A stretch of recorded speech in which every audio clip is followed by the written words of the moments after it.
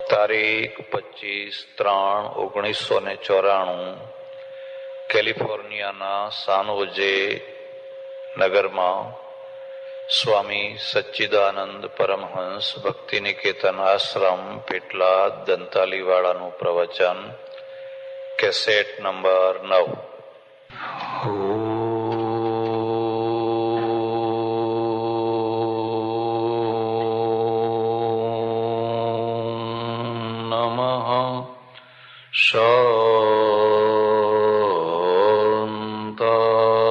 શાંતાય તેજસે.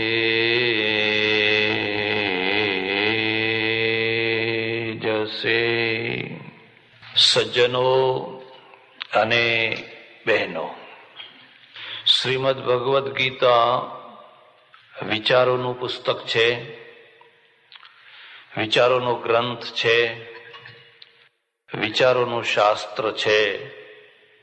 અને વિચારો છે એ જ્યારે સિદ્ધાંતમાં બદલતા હોય છે અને સિદ્ધાંત જ્યારે આચારમાં બદલતો હોય છે ત્યારે પ્રજા છે એને એના પરિણામ મળતા હોય છે. જે વિચારો સિદ્ધાંતમાં ના બદલે એ મોટા ભાગે દુર્બળ વિચારો હોય છે, અને જે સિદ્ધાંતો આચારમાં ના બદલે એ વાંઝિયા સિદ્ધાંત હોય છે. મૂળમાં વિચારોની મહિમા છે. ઋષિ શબ્દનો અર્થ જ થાય છે મનનાત મુનિ. જે મનન કરે એનું નામ મુનિ. અમારે ત્યાં યાસ્કે વ્યાખ્યા કરી છે, મંતારો વેદશાસ્ત્રાર્થ તત્વાવગંતારો ઇતિ મુનયઃ. જે મનન કરે, એકાંતમાં બેસીને ચિંતન કરે. સૌથી વધારેમાં વધારે મહત્વ આપણા શરીરમાં મસ્તિષ્કનું છે. પગની મહિમા છે, હાથની મહિમા છે, બધાની મહિમા છે, પણ એ બધાની મહિમાના ઉપર મહિમા મસ્તિષ્કની છે. એમ સમાજ છે, એ સમાજની અંદર પણ સૌથી વધુ મહિમા મુનિની છે. મુનિ એટલે માત્ર નામ રાખવાનું નામ મુનિ નહીં, પણ જે મનન કરે એનું નામ મુનિ. શાનું મનન કરે? મંતારો વેદ શાસ્ત્રાર્થ તત્વાવગંતારો. વેદ અને શાસ્ત્રના તત્વના અર્થને ગમન પ્રાપ્ત કરનારા ઇતિ મુનય. અને ઋષિ શબ્દનો અર્થ થાય છે, હરીશ ધાતુ ગતિ અર્થમાં છે, જે સતત નવા નવા વિચારો, જ્ઞાન ગમન પ્રાપ્તિ, સમાજને જૂનો ન થવા દે, મસ્તિષ્કથી, વિચારોથી નવાને નવા વિચારો આપ્યા કરે, એનું નામ ઋષિ કહેવાય. જ્યારે મસ્તિષ્ક જૂનું થાય એટલે સમાજ પછાત બને. ભગવદ્ ગીતાની પાસે એવી ક્ષમતા છે કે તમને પ્રાચીનથી પ્રાચીન યુગમાં અને અર્વાચીનથી અર્વાચીન યુગમાં, બે યુગમાં એક સાથે રાખી શકે છે. પ્રાચીનતા મંગલમય છે, અર્વાચીનતા પણ મંગલમય છે. જો પ્રાચીનતા અને અર્વાચીનતાને બેયને જો ઝઘડો થશે તો જીતશે અર્વાચીનતા. પ્રાચીનતા નહીં જીતી શકે, પ્રાચીનતા હારી જશે. એટલે અર્વાચીનતા છે એની તમે ઉપેક્ષા ના કરી શકો, નવીનતાની ઉપેક્ષા ના કરી શકો. પણ પ્રાચીનતા છે એ શું છે? જરા વાત સમજવા જેવી છે. માણસને 4 આંખો છે. નથી ઘણા લોકો કહેતા કે એને તો 4 આંખો થઈ ગઈ છે કટાક્ષમાં, પણ ખરેખર 4 આંખો છે. 2 આંખો પાછળ જોનારી, 2 આંખો આગળ જોનારી. જે પાછળ જોનારી આંખો છે એ તમારી પ્રાચીનતાની મહિમા જોનારી છે, પ્રેરણા જોનારી છે. પ્રાચીનતાની બધી ભવ્યતા, દિવ્યતા, મહિમા, એમાંથી શું આપણને પુશિંગ શું મળશે, પ્રેરણા શું મળશે? પણ જો માત્ર પ્રાચીનતાની જ આંખો હોય અને આગળની આંખો જ ના હોય તો માણસ ખાડામાં પડશે. પાછળની આંખોથી આગળ ચાલી ન શકાય. આગળ ચાલવા માટે આગળની આંખો જોઈએ, અને આગળની આંખો છે એ અર્વાચીનતા છે. આપણે રામાયણે જોવાનું છે, મહાભારતે જોવાનું છે, ગીતાએ જોવાની છે, અને વર્તમાન જગતને પણ જોવાનું છે. જો તમે વર્તમાન જગતની ઉપેક્ષા કરો તો તમે પછાત થઈ જાઓ. એટલે આગળની આંખથી ધર્મ દેખાય છે અને પાછળની આંખથી કલ્ચર દેખાય છે, સંસ્કૃતિ દેખાય છે. સંસ્કૃતિ એ જ છે જે તમને પુશિંગ આપે, ઊંચા જવાની પ્રેરણા આપે. ઋષિ શબ્દનો અર્થ થાય છે ચિંતન કરનારો માણસ, વિચાર કરનારો માણસ. આ ચિંતનના 4 ભેદ છે મુખ્ય. પહેલો અર્થ છે ચિંતન પ્રશ્નોને ઉકેલે છે કે ચિંતન પ્રશ્નોને વધારે છે. જો ચિંતન પ્રશ્નોને ઉકેલશે તો સમાજ, પ્રજા સુખી થઈ જશે. અમેરિકામાં તમે જોશો તો પ્રશ્નો ઉકેલાયા. જે પ્રશ્નો, પાણીના પ્રશ્નો ઉભો થયા તો પાણી લાવ્યા, સ્નોના પ્રશ્નો ઉભા થયા તો સ્નોની વ્યવસ્થા થઈ, ફ્લાઇટના પ્રશ્નો ઉભા થયા તો એરપોર્ટ થયા. અહીંયા મને કહ્યું 40-45 માઇલની અંદર 3 ઇન્ટરનેશનલ એરપોર્ટ છે. ત્રણ છે. પ્રશ્નો ઉકેલતા જવાના. કરન્સીના પ્રશ્નો ઉભા થયા તો અર્થશાસ્ત્ર આવ્યું. તમારા સામે જે પ્રશ્નો છે, હું તમને એક સામાન્ય વાત કરું. 50 વર્ષ પહેલા ભારતના ગામડામાં સંડાસ હતા જ નહીં. આજે નથી. આજે કેટલાય ગામડા તમે જુઓ, આપણને શરમ આવે. ગાડી લઈને કે રાત્રે તમે નીકળ્યા હો તો તમારે માથું નીચું કરી દેવું પડે. એટલે મારી પાસે એક સજ્જન આવ્યા, મને કે મારે એક મંદિર બાંધવું છે, તમે કહો એ મંદિર બાંધીએ. મેં કહું હું તો કશું કહીશ નહીં, તારે જેમ કરવું હોય એમ કર, મને ના પૂછ. ના કે મારે તમને તમારી ઈચ્છા પર, તમારી સલાહથી કામ કરવું છે. તમે કહો હું કહીશ તને ધક્કો લાગશે, કહો એમ કે. મેં કહું આ ગામને ફરતે થોડા સંડાસ બાંધી આપ. તળાવની પાળ ઉપર તો કેટલી દેરીઓ થઈ છે. આ દેરી, એની બાજુમાં બીજી દેરી, એની બાજુમાં બીજી દેરી, અહીં મંદિર, બીજું મંદિર, ત્રીજું મંદિર. અને આ મંદિર વાળા પછી અંદર લડે છે. અને એકલા લડતા હોય ત્યાં સુધી સારું છે, પછી ભગવાનને લડાવે છે. સૌ પોતપોતાના પેલા ભગવાનો છે ને એમને લડાવવા મૂકે છે. પેલો કહે છે બેસ હવે તારા ભગવાન તો અમારા ભગવાનના આગળ કઈ ગણતરીમાં નહીં. એટલે પેલો કે છે કે હવે તારા ભગવાન તો આજકાલના, અમારા તો જૂના ભગવાન છે. એટલે પેલો વળી શું કે છે, જૂના ખરા પણ રિટાયર્ડ થઈ ગયેલા, અમારા તો જોબ ઉપર છે. કોઈ મુસલમાનને આવું લડતા તમે જોયું કે તારી મસ્જિદનો અલ્લાહ અને મારી મસ્જિદનો અલ્લાહ? તમે કંઈક તો વિચાર કરો. સાવ નાદાન બુદ્ધિ, આટલી નાદાન બુદ્ધિ, અને આટલું મોટું તમારું પ્રેરણા બળ ઉપનિષદો અને ગીતા, અને છતાં આવી છીછરી. મારે આશ્રમમાં એક સજ્જન આવ્યા, હું એક ડબ્બો લઈને બેઠો હું, જે આવે એને પ્રસાદ આપવાનો એક સરખો. તમે લાખ રૂપિયા મૂકો કે ના મૂકો, કે ગરીબ આવે કે શ્રીમંત આવે, એમાં એક સરખો પ્રસાદ આપવાનો. એટલે મેં પ્રસાદ આપ્યો. એટલે એક ભાઈએ લીધો, 3 ભાઈઓ હતા, બીજા ભાઈએ ના લીધો. એટલે મેં કહ્યું કઈ નહીં, પણ પછી મને લાઈટ થઈ. એટલે મેં કહ્યું કેમ ભાઈ તમે પ્રસાદ કેમ ના લીધો? મને કે અમારા ગુરુએ ના પાડી છે કે જો જેનો તેનો પ્રસાદ ખાશો તો નરકમાં જશો. એનો અર્થ થયો કે અમારો પ્રસાદ ખાય તો એ. ઓહો, મેં કહ્યું તમે કયા ભગવાનની ઉપાસના કરો છો? તો મને કે કૃષ્ણની. તો અમે કીધું કંસની નથી કરતા, અમે કૃષ્ણની ઉપાસના કરીએ છીએ. જો આ બધા ફોટા જો, કીધું મંદિર જો. મને કે કૃષ્ણ ખરા પણ કૃષ્ણ ફેર, એમ કે તમારો કૃષ્ણ જુદો અને અમારો કૃષ્ણ કહો. હવે કૃષ્ણ ફેર, આ મગજ કોને બગાડ્યા? અને જેને બગાડ્યા એના પગ ધોઈને પૂજવાના હોય.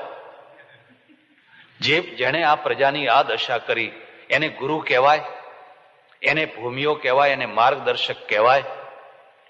મેં કહ્યું ત્યારે બતાવો ભાઈ તમારા. હું તો એમ જ માનતો હતો કે કૃષ્ણ એક જ છે. એટલું જ નહીં, રામ ને કૃષ્ણ એક જ છે, શિવ ને કૃષ્ણ એક જ છે, એક જ બ્રહ્મ છે, એક જ પરમાત્મા છે. હું તો એવું માનતો હતો. મને કે બધું ખરું, પણ અમે તો મુગટની ઉપાસના કરીએ. એમ કે ભગવાન જયારે મથુરા, ગોકુળ છોડીને મથુરા ગયા તો મુગટ મૂકીને ગયા હતા. એટલે મુગટ છે ને એ જ ખરી વસ્તુ છે. મેં કોઈ એમ કોને ત્યારે તમે ખોડિયાની નહીં, આત્માની નહીં, ખોડિયાની નહીં, કપડાની ઉપાસના કરો છો. મુગટ તો કપડું થયું ને. કોણ સમજાવે? કોણ કોને સમજાવે? વિચારો એનું નામ છે જે 4 પ્રકારના પ્રશ્નો ઉકેલી આપે. વ્યક્તિના વ્યક્તિગત પ્રશ્નો ઉકેલી આપે, સમાજના પ્રશ્નો ઉકેલી આપે, ધર્મના પ્રશ્નો ઉકેલી આપે અને રાષ્ટ્રના પ્રશ્નો ઉકેલી આપે.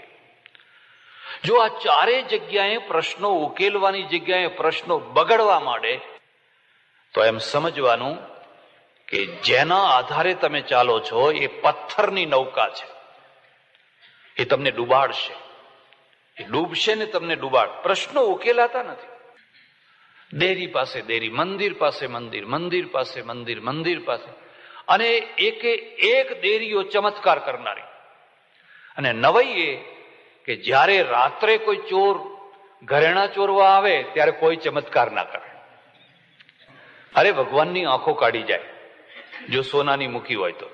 અને મારી વાત તમે એક માનજો, કદી મંદિરમાં સોનું ચાંદી ભેગું ન કરશો. મારે મંદિરમાં આવજો, વાલની વીંટી નહીં રાખવાની. અમારે તો ચડોતર છે ને, અમે તો ધારી હોત તો 100-200 તોલા સોનું તો સહેજે થઈ ગયું હોત. ઉપરથી લોકો આવે બધી તાણે બા એમ કે રાધાજીને હાર તો જોઈએ જ ને, એમ કે એમ કરીને લોકો ખબરદાર મારા મંદિરમાં વાલની વીંટી નહીં જોઈએ.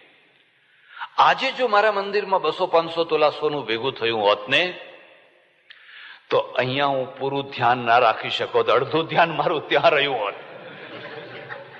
એક જ વિચાર આવતો હોત કે પૂજારીએ મંદિર બંધ કર્યું હશે કે નહીં કર્યું હોય, ચાવી હરખી મૂકી હશે કે નહીં મૂકી હોય, ફલાણું. અરે નિર્ભય મંદિરો બનાવો. એક વાર ચોર આવે ને તો એ પગે લાગીને પાછો જાય. જરાક તો વિચાર કરો, મસ્જિદમાંથી શું ચોરવાનું છે? એક તરફ ઝાડુ પડ્યું હોય ને એક ઘડિયાળ હોય, બીજું કઈ હોય ખરું? અને છતાં તમારા કરતા એમાંથી વધારે શક્તિ ઉત્પન્ન થાય છે, વધારે એકતા ઉત્પન્ન થાય છે, વધારે સ્પષ્ટતા ઉત્પન્ન થાય છે. ભારતની ગુલામીનું એક મૂળ સમૃદ્ધ મંદિરો છે. પુસ્તક વાંચજો, મેં આખી ડિટેલ આપેલી છે. મોહમ્મદ ગજની જે આવ્યો, રાજ કરવા નતો આવ્યો. એને તો એક ખબર પડી હતી કે હિન્દુસ્તાનમાં એટલા બધા મંદિરો છે અને મંદિરોમાં એટલું બધું સોનું છે, અને સોનું છે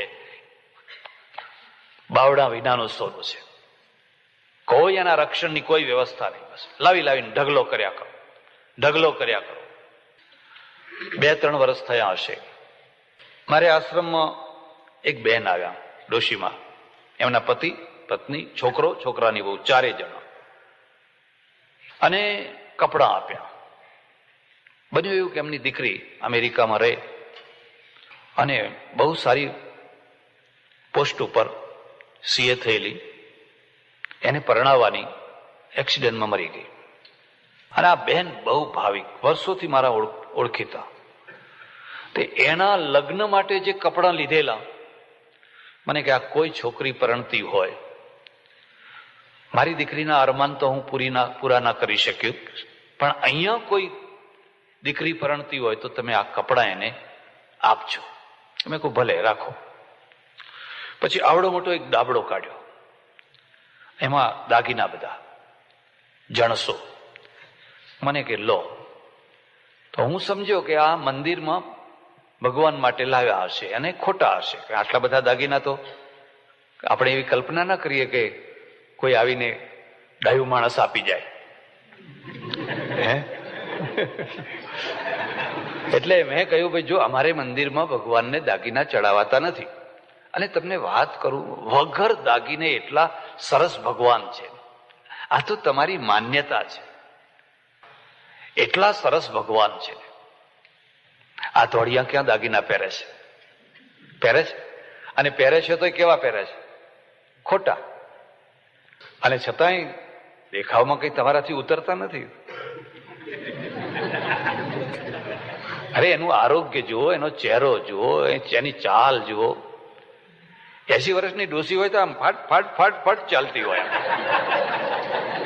પેલું આટલી ઊંચી એડી વાળી પેલું પહેર્યું હોય ને બધું ચોપડી હોય ને આમ જતી હોય, કિમિ વહી મધુરાણામ મંડનમ નાકૃતિનામ. જો પરમેશ્વરે તમને સૌંદર્ય આપ્યું હશે તો દાગીનાની જરૂર જ નથી. અને જો સૌંદર્ય નહીં આપ્યું હોય તો હવે ગમે એટલા દાગીના પહેરો તોય તમે એના એ જ છો, તોય જરૂર નથી. આ લઈ લો, અમારે મંદિરમાં દાગીના નથી ધરાવાતા. ના, કે મંદિર માટે નથી લાવી, આ તો મારી દીકરી માટે કરાવેલી જણસો છે અને આ જણસો મારે તમને આપવી છે. કોઈની દીકરી પરણતી હોય ત્યાં તમે આપી દેજો. માણસનું કાળજું કેટલું વિશાળ હોય છે. એકલી ડોસી કદાચ આવું કરે, એકલો ડોસો આવું કરે, પણ છોકરો છે, છોકરાની વહુએ છે, ચારે જણા છે અને ચારેના મન કેટલા મોટા હશે.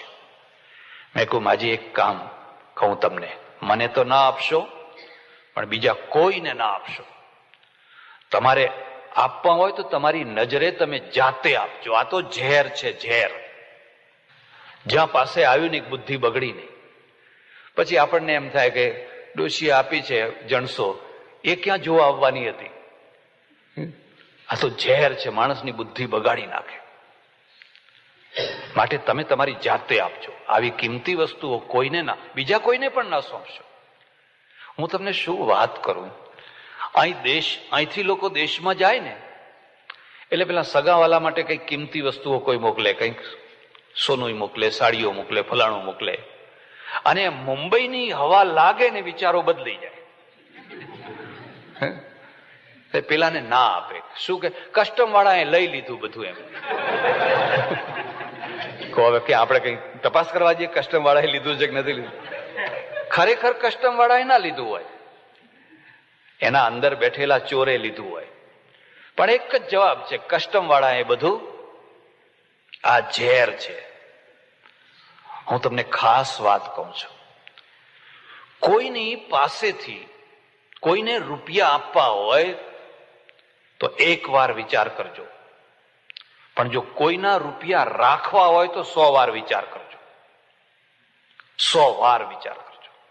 ક્યારે આપણી બુદ્ધિ બદલાઈ જાય, ક્યારે વિચારો બદલાઈ જાય. આ તો ઝેર છે. ગામ હતું નાનું સરખું, પટેલો રહે, ગામની ભાગોળે દૂર એક મહાત્મા રહે, બહુ ત્યાગી, બહુ વિરક્ત, બિલકુલ અનાસક્ત. હવે એ જમાનો, અને એ જમાનામાં પેલા પટેલ ને પટલાણી બંનેને યાત્રા કરવાની ઈચ્છા થઈ. જાય બહાર ત્યારે બેંકો નહીં, તો આ ઘરમાં જે થોડા ઘણા દાગીના છે એ કોઈ કાઢી લે, ઘર ફોડીને કંઈક કરી દે. એટલે એમને વિચાર કર્યો કે આ મહાત્મા પાસે મૂકીને જઈએ. આ નિષ્પ્રિય છે, આમને કઈ વાંધો નહીં આવે. રાતના ટાઈમે બંને ગયા, આવડો મોટો દાબડો લઈને, અને પેલા મહારાજને પ્રાર્થના કરી કે આ તમારી પાસે રાખો, આપણે 3 જ જાણીએ, અમે પછી યાત્રા કરીને આવશું તો પાછા લઈ લઈશું. મહારાજે કહ્યું ના ભાઈ, એ નહીં, મારી પાસે નહીં. પણ પેલા તો બહુ કર્યા, મહારાજ બીજા કોઈને હગા પાસે તો મુકાય એવું છે જ નહીં, અને વાલું કોઈ છે નહીં. ભાઈ મહારાજ ને થયું ભલે ત્યારે એસા કરો, આ ધૂણી છે ને, એ ધૂણીની બાજુમાં ખાડો ખોદીને તમારા હાથે દાટી દો. એ ખાડો ખોદ્યો અને ડાબડો હતો એ દાટી દીધો, માટી હરકી કરી દીધું, ઉપર લીંપી દીધું. પેલા યાત્રા કરવા ગયા. હવે બીજા દિવસથી પેલા મહારાજ છે ને ધ્યાન કરવા બેસે એટલે થોડીક વાર ભગવાન આવે ને થોડીક વાર ડાબડો આવે, થોડીક વાર થાય ને પછી પેલો ડાબડો આવે. એમ કરતા કરતા કરતા કરતા એક દિવસ એક વિચાર જન્મ્યો. અરે ક્યાં બદ્રી, કેદાર, હિમાલય, કેટલા વિકટ યાત્રા, પટેલ હવે જીવતો આવે એવું લાગતું. આવા વિચારો આપણને આવે. કોઈ આપણને કંઈક સોંપ્યું હોય ને તો મનમાં થયા કરે કે હવે તો મરી જ જશે, હવે કઈ, અને મરી જશે. કેમ મરી જશે કે પેલું બધું. એટલે આ વિચાર વધતો વધતો વધતો એટલો મોટો મજબૂત થઈને વધી ગયો કે મહારાજે નક્કી કર્યું કે આ ડાબડો સામે ચાલીને આવ્યો છે અને હવે પાછો આપવા જેવો. ફરી પાછો વિચાર આવ્યો કે પણ પટેલ આવશે ને માગશે એટલે આપવો જ પડશે. કેમ કરો, આપણે ગામ છોડી દો. એ ગામ છોડી દીધું. કહો હવે અમારે ગામ છોડવું એટલે રમતવાત. અને અમેરિકામાં તમારે છોડવું એ હવે રમતવાત. આજે અહીં મોટેલ તો કાલ પેલા છેડે, તો કાલ પેલા છેડે, તો અહીંથી અહીં નહીં જાણે ફર્યા જ કરતા હોય. ગામ છોડી 5, 10, 15 માઇલ દૂર ચાલ્યા ગયા.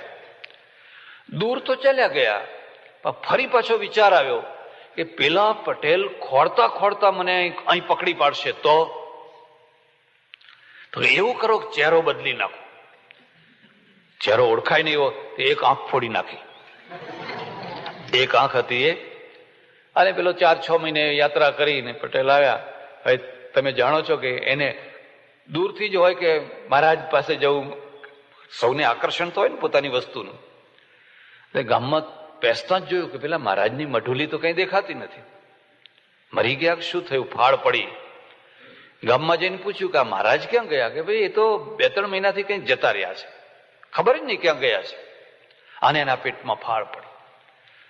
રાત્રે આવીને પેલી જે હતી ને ધૂણી, એની બાજુમાં ખોદ્યું કંઈક મૂકીને ગયા હોય તો, પણ થોડા મૂકીને ગયા. પણ પછી ભાડ મેળવતા મેળવતા મેળવતા ખબર પડી કે 15 માઇલ દૂર એ રહે છે. પછી ત્યાં પહોંચ્યા. મહારાજે જોયું કે આ તો આવ્યા, એમ કે હે તો બેઠા છે. કે હો બાપજી, તમે અહીં આવી ગયા? કે કોણ હો તુમ? તમે કોણ છો? કે કેમ પેલા ગામના તમે? અરે નહીં, हम तो उस गांव को कभी जानते ही नहीं, हमें तो कोई गांव कभी જોયું જ નથી. અરે શું મહારાજ, તો તમારા મહારાજ હતા એ 2 આંખ વાળા હતા કે 1 આંખ વાળા હતા? કે છે 2 આંખ વાળા. તો હું તો જન્મથી જ 1 આંખ વાળો છું. સંપત્તિ છે, ઐશ્વર્ય છે, ઝેર છે. પોતાનું નથી પચાવી શકાતું તો બીજાનું પચાવવું તો એથી અઘરું છે. કેટલું સમજાવીને મેં પાછું આપી દીધું, લઈ જાઓ, મારી બુદ્ધિ બગડશે, હું કોઈ ખાતરી ના આપી શકું.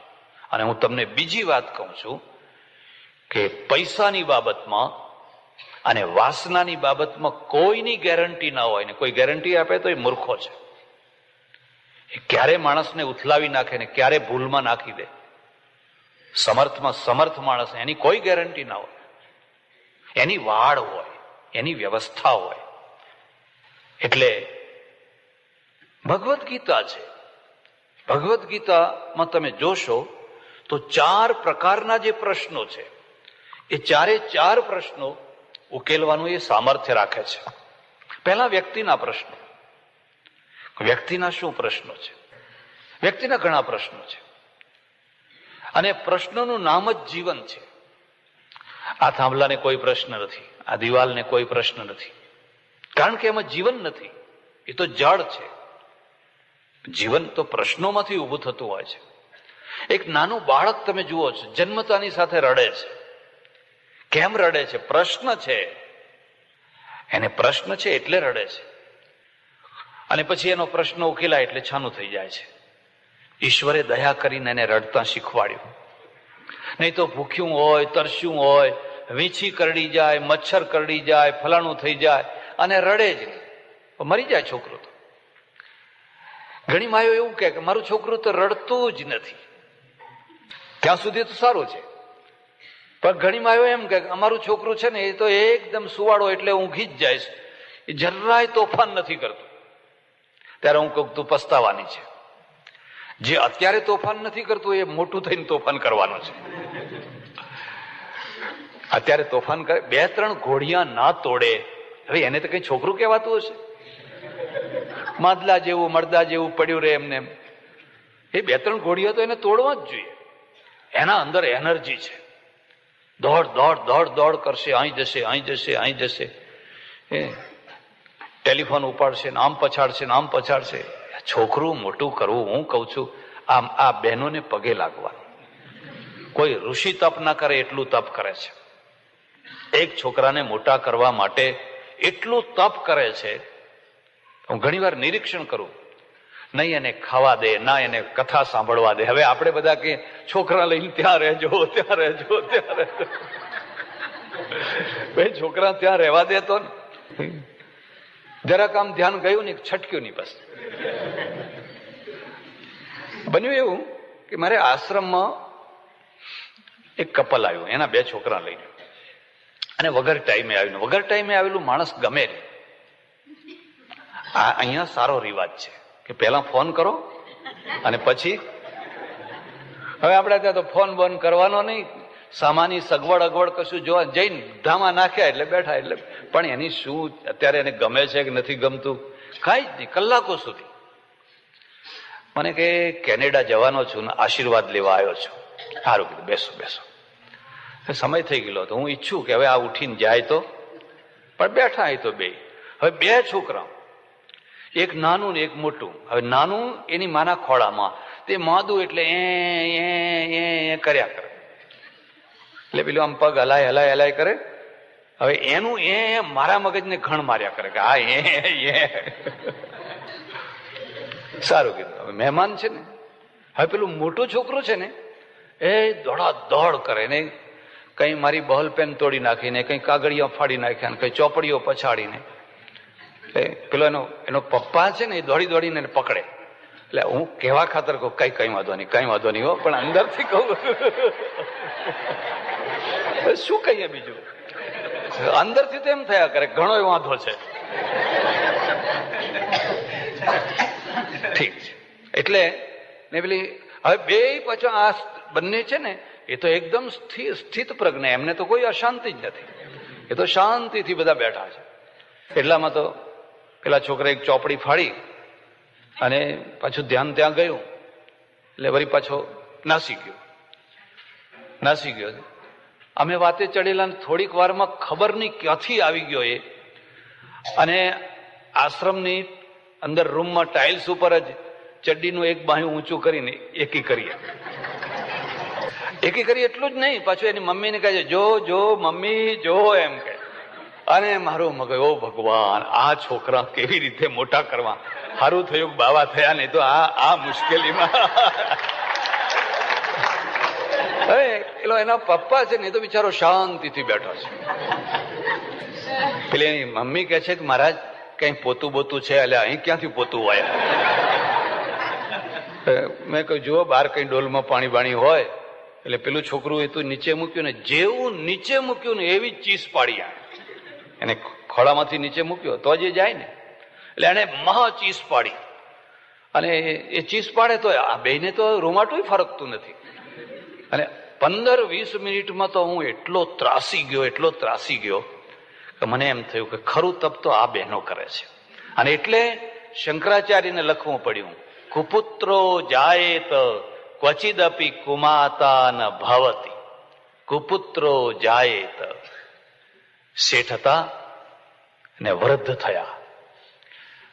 થયા એટલે છોકરાને પૂછ્યું બેટા આજ કઈ તિથિ થઈ? 11 આજે છે કાલે છે? એટલે કંઈક જવાબ આપ્યો, પણ બેરાશ આવેલી એટલે સંભળાયું નહીં. એટલે બીજી વાર પ્રશ્ન પૂછ્યો.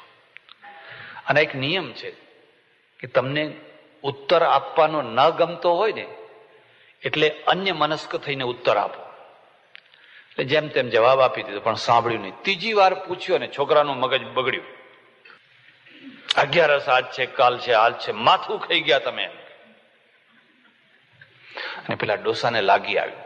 આ ડોસા વાણિયા. એટલે એને કહ્યું બેટા એક કામ કર, ફલાણી સાલનો ચોપડો લઈ આવ. પેલી ચોપડાની થપ્પીઓ બધી લગાવી અભરાઈ ઉપર, એમાંથી એ સાલનો ચોપડો એની પાસે કઢાવ્યો.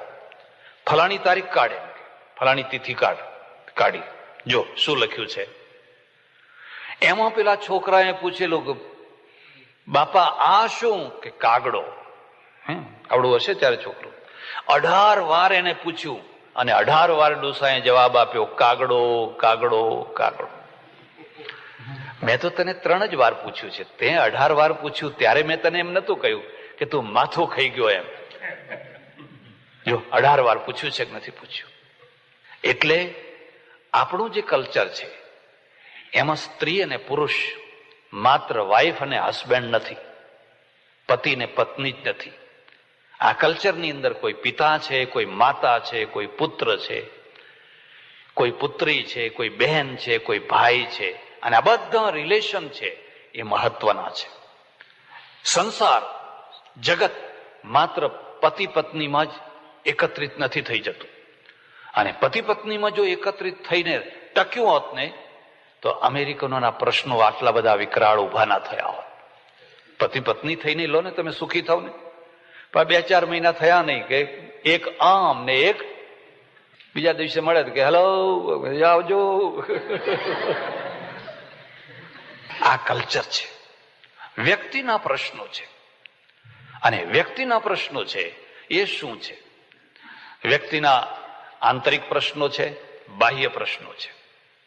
બાહ્ય પ્રશ્નો શું છે? એને મકાન જોઈએ, એને નોકરી જોઈએ, એને પેટનો ખાડો ભરવા જોઈએ. આ એના બાહ્ય પ્રશ્નો છે. વિચારોથી આ બાહ્ય પ્રશ્નો ઉકેલી શકાય છે? કેમ ભૂખમરો કેમ છે દેશમાં? બેકારી કેમ છે? આપણે વ્યક્તિના પ્રશ્નો ઉકેલી ન શક્યા એટલા માટે. અહીંયા કેમ એટલો ભૂખમરો નથી દેખાતો? હશે બહુ થોડા પ્રમાણમાં, અને એ વ્યક્તિના કારણે હશે. અહીંયા કેમ એવું નથી? આપણા ત્યાં આટલો બધો કેમ? કારણ કે તમારા ચિંતનમાં કોઈ ખામી છે, તમારા ચિંતનની અંદર કોઈ ત્રુટિ છે. અને શું ત્રુટિ છે એ હું તમને કહેવા માંગુ છું. વિવેકાનંદ અહીંયા આવ્યા અમેરિકા, એના પહેલા ભારતમાં એટલું દાન અપાય, આજે અપાય છે, એટલું દાન અપાય. હિન્દુ પ્રજા જેટલું દાન કરે છે દુનિયાની કોઈ પ્રજા એટલું દાન નહીં કરતી હોય. આ હું તમારા વખાણ કરવા નથી કહેતો. મારી વાત ઉપર વિશ્વાસ ના હોય તો મુંબઈમાં જજો, કેટલાક મંદિરોની આગળ ભીખ માગવા બેઠેલા ભિખારી જગ્યા ખાલી કરી આપવાની પાઘડી માગે છે. આટલી જગ્યા જે બેસવાની છે ને એ તમે ખાલી કરી આપો તો એની પાઘડી આપવી પડે. રોજના 500 રૂપિયા કમાય છે. ખાલી આટલું જ કહેવાનું, આપો શેઠ આપો, તમારી ગાદી તપે, તમારું માથું તપે. ગાદી તપે કે ના તપે, એટલે લોકો આપે છે, અઢળક આપે છે. પણ આ આપેલું છે ને ઉગ્યું ક્યાં? કઈ જગ્યાએ ઉગ્યું? તમે આપેલું બાળ્યું, બળી ગયું, ખલાસ થઈ ગયું. આપણે બધા પૈસા છે ને અગ્નિમાં નાખ્યા, જૈનોએ પથરામાં નાખ્યા. દેરા જ દેરા, દેરા જ દેરા, દેરા જ દેરા. અને આપણે યજ્ઞો કર્યા બસ ધૂમ ધૂમ ધડાકાથી. સ્વાહા સ્વાહા સ્વાહા. કયો પ્રશ્ન ઉકલ્યો? કોઈને રોજી મળી, કોઈને જીવન મળ્યું, કોઈ વિધવાને સાડી મળી. પેલા ક્રિશ્ચિયન લોકો આવે મિશનરી લઈને, ચર્ચ કરે, હોસ્પિટલ ઊભું કરે, સ્કૂલ ઊભી કરે, ઝોંપડે ઝોંપડે ફેરીને અનાજ આપે, જૂના કપડાં આપે, એમને ભણાવે ગણાવે, નોકરીએ વળગાડે. આ પ્રશ્નો ઉકેલ્યા. આપણે આમાંનું કશું ના કર્યું. કેમ? ચિંતન ભટકાઈ ગયું. એટલે ગાંધીજીએ શું કર્યું? એ યજ્ઞનું રૂપાંતર કર્યું. નેત્ર યજ્ઞ કરો, દંત યજ્ઞ કરો, શ્રમ યજ્ઞ કરો, જેમાંથી પ્રશ્નો ઉકલે. એટલે રૂપાંતર કર્યું. જો તમને ખબર હોય તો સૌરાષ્ટ્રમાં એક શહેર છે, એનું નામ છે શિહોર, ભાવનગર પાસે.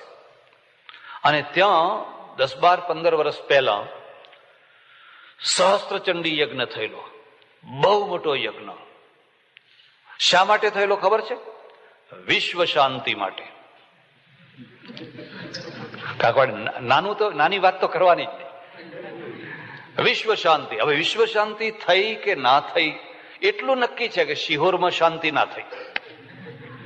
એ યજ્ઞની ઉઘરાણીના પૈસા વેપારીઓના આજે પણ બાકી છે, અને શિહોરની પ્રજા ત્રાસી ગયેલી. તો કાઠિયાવાડનો એક કવિ, લોક કવિ, નામ સાંભળ્યું હશે, દુલાભાયા કાગ. એનું નામ છે, હું તમને ભલામણ કરું છું, આ કાઠિયાવાડના જે કવિઓ છે ને એની નાભીમાંથી જે દુહા નીકળે, છંદ નીકળે, અરે ગજબના. શું એમાં ફટકા હોય છે, કંઈક વાતો હોય એમાં. આ કવિને બોલાવેલા, ગયા, અને આ બધું જોયું એમણે, અને હૃદય બળી ઉઠ્યું, કકડી ઉઠ્યું. ધાર્મિક સ્ટેજ ઉપર બેસીને બોલનારા બે પ્રકારના હોય છે. એક તો એ હોય કે લોકોને રાજી કરો, જેમાં લોકો રાજી થાય એ આપણે બોલવું. આપણે શું, આપણે ભલા અને આપણી દક્ષિણા ભલી. અને એક એવો હોય છે કે લોકો રાજી થાય કે ન થાય, દક્ષિણા આપે કે ન આપે, પણ જે સત્ય હોય, જે હિતકારી હોય એ જ બોલો. આનું હૃદય કકડી ઉઠ્યું. અને એ જ સમયે એને એક કવિતા બનાવી. યાદ રાખવા જેવી કવિતા છે. ઈ ભાંડુ હજારો ગામડિયા જે જન્મતા રોગના ભોગ બન્યા. આપણા ભાંડુ કયા? ગામડિયા, આદિવાસીઓ, ગામડાની પ્રજા. ઈ ભાંડુ હજારો ગામડિયા જે જન્મતા રોગના ભોગ બન્યા. એના આંગણે કોઈના વૈદ્ય ગયા. દુઃખ દર્દ તો કોઈએ પૂછ્યા જ નથી. અકાળે મૃત્યુને શરણ થયા. અકાળે મરી ગયા બિચારા. કોઈ દવા ના મળી, કોઈ કંઈ ના મળ્યું, કશું ના મળ્યું, અને પગ ઘસી ઘસીને મરી ગયા. હવે મૂળ વાત ઉપર આવી. અકાળે મૃત્યુને શરણ થયા, લાખો યજ્ઞ તણા ભડકે ભડકે. હવે અહીં ભડકા થઈ રહ્યા છે, એના ઉપર કટાક્ષ કરે. કવિનું હૃદય કકડ્યું છે. લાખો યજ્ઞ તણા ભડકે ભડકે, પેલા દીનજનોની ચિતા સળગે. પેલા દીનજનોની ચિતા સળગે. તમારું દાન પ્રશ્નો ઉકેલે છે કે તમારા દાનથી પ્રશ્નો બગડે છે? તમે શું ઈચ્છો છો? સોનાના શિખરવાળું મંદિર ઈચ્છો છો? બાજુમાં મંદિર, એની બાજુમાં ભગવાનને નખ સોનેથી મઢી નાખવા માંગો છો? ભગવાનના 56 ભોગ ધરવા માંગો છો?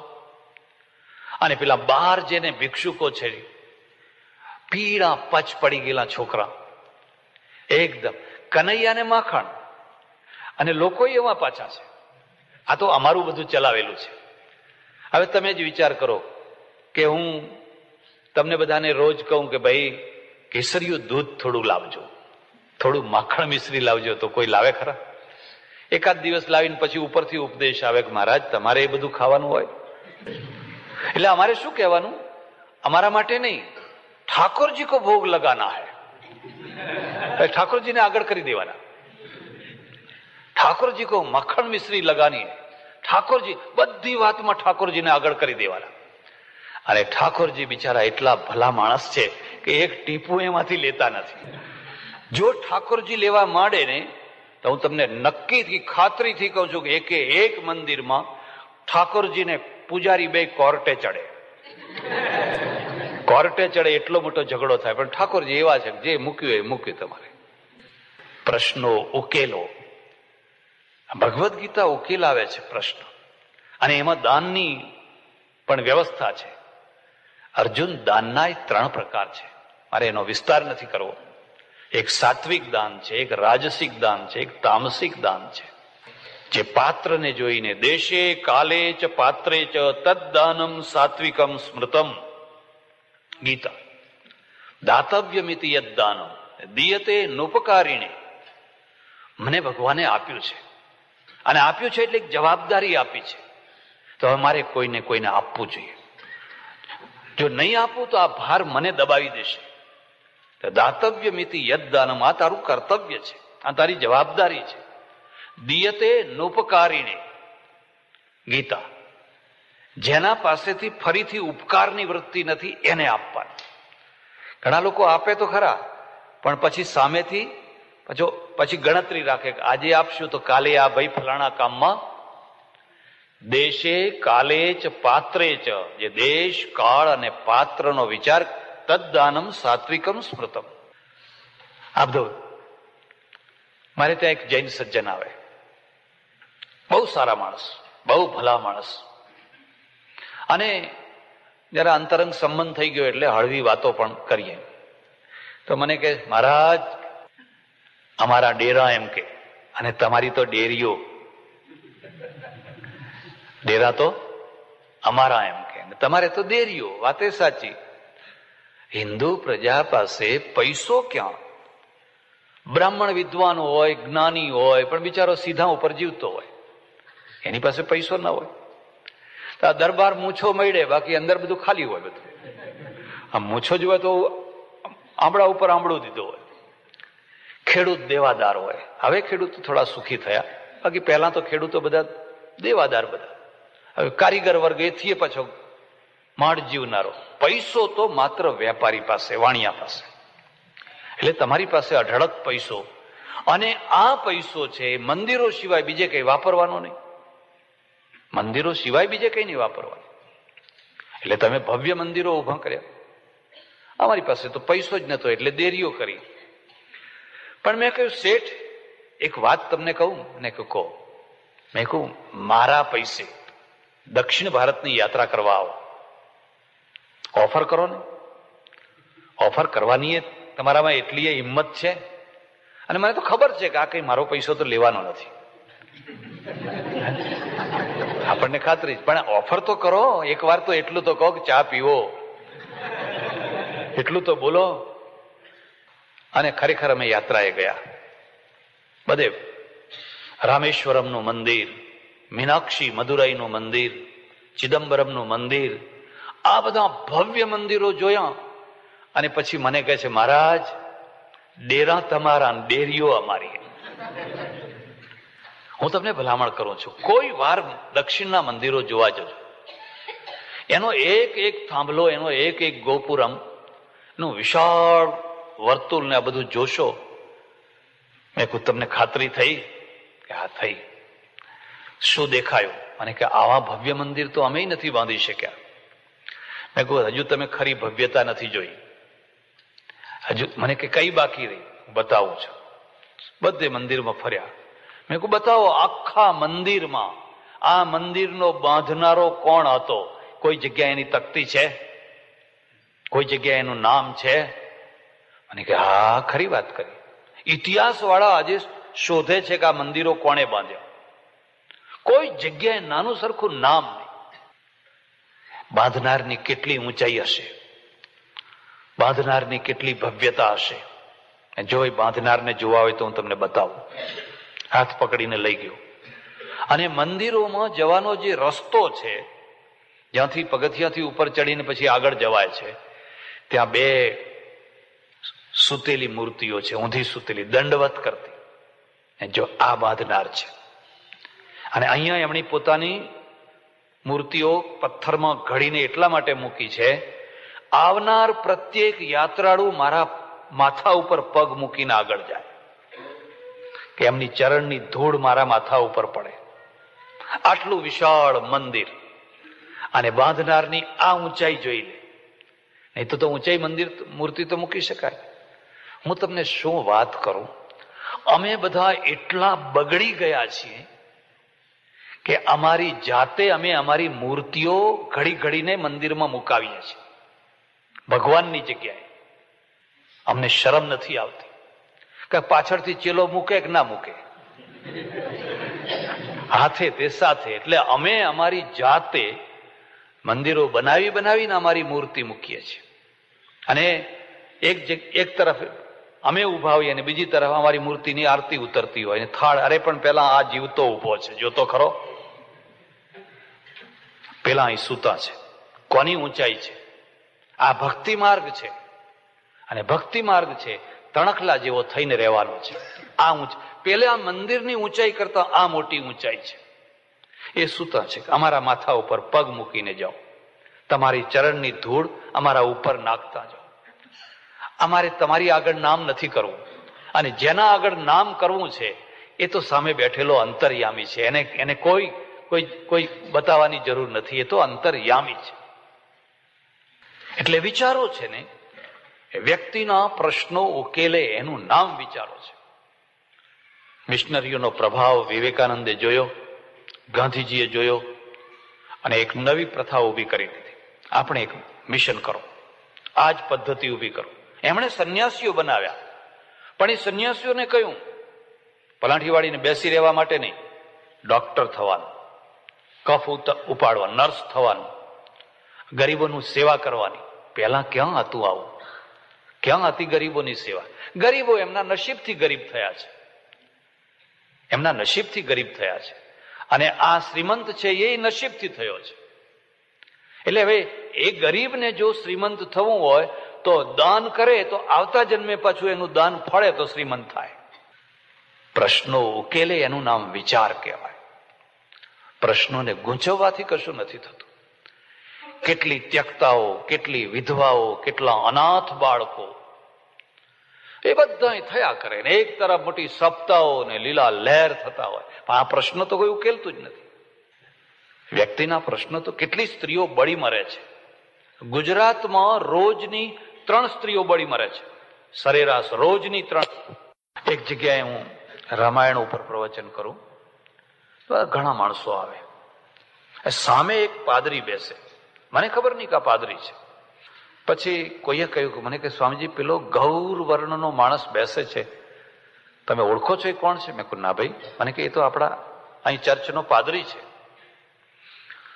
કથા પૂરી થાય એટલે ઉભા થઈને પછી પગે લાગે, ત્યાં ઉભો પ્રણામ કરે. બીજા દિવસે મેં કહ્યું કે આવો મારી જોડે, મારી સાથે બેસો, તમારું માન રાખવું છે. મને કે ના મહારાજ, અહીં સામે બેસીને સાંભળવામાં મજા આવે છે, બાજુમાં બેસીએ તો આમ આડું જોવું પડે ને. ના બેઠા. પછી રોજ આવે.